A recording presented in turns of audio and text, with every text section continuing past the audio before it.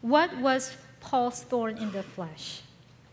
There's a wide range of interpretations, from physical illness or disability such as epilepsy, eye disease, malaria, migraine, physical impediment, to emotional or psychological maladies such as depression, or even relational hardship like opposition and persecution.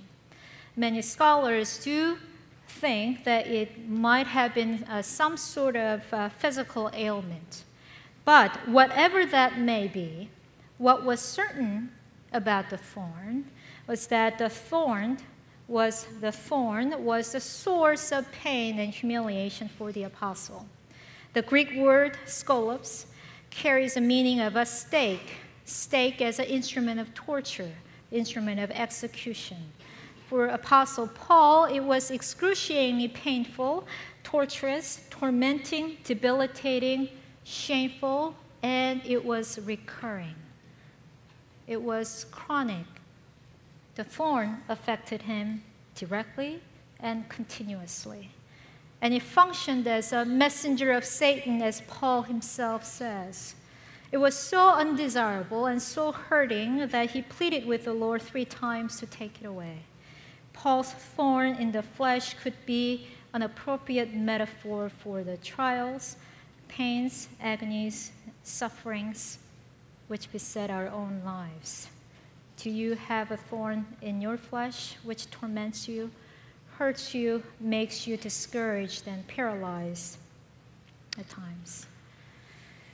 Paul asked the Lord to take it away 3 times. He longed to be free from this messenger of Satan, which threatened to cripple him in carrying out the very apostolic work to which he had been called.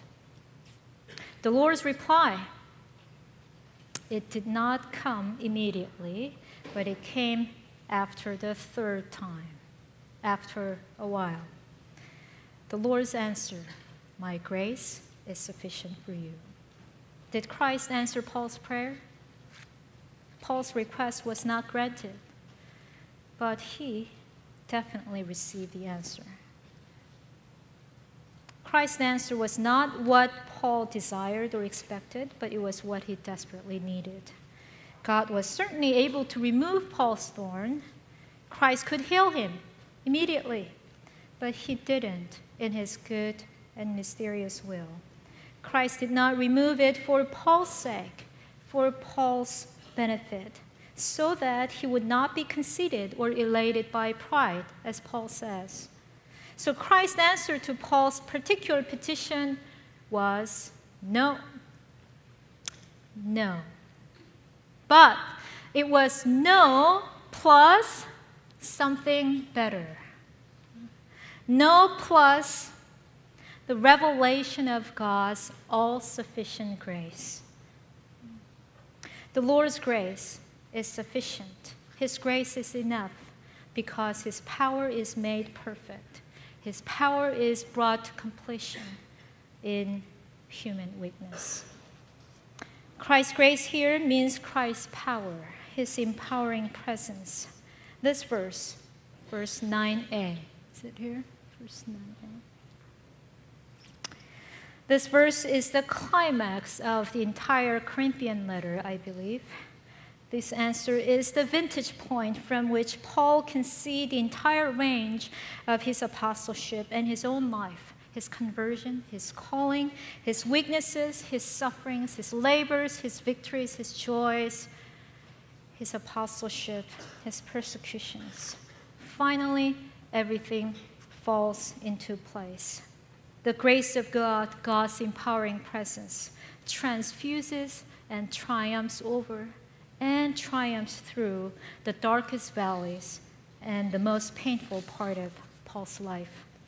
The thorn humbled Paul really bad. It brought him down really bad. It was the most visible, however, it was the most visible and the most tangible occasion or opportunity for God, for Christ to demonstrate His power. Paul's weakness provided the best channel for Christ's power to shine and to be effective. Paul acknowledged God's power every time he saw felt, and thought about his own weaknesses. This is grace. All-sufficient grace. Transforming grace. Therefore, Paul confesses in 1 Corinthians 15:10, I am what I am by the grace of God. I am what I am by the grace of God. Human weakness is not a denial of divine power, but an unavoidable, even inescapable complement to the experience of God's power. Therefore, Paul says, I will boast all the more gladly about my weakness, so that Christ's power rests on me. No longer a messenger of Satan, Paul now understands his thorn as a means to realize the power of the crucified Christ and as a means to reveal God's glory. So Paul's ultimate confession is, when I am weak, then I am strong, all because of Christ's sufficient grace. Here Paul is indeed boasting of his own weakness from the vantage point of Christ's sufficient grace. This confession is the epitome of Christian paradox. Paul's greatest boast is the strength of Christ, which resided in his own weakness.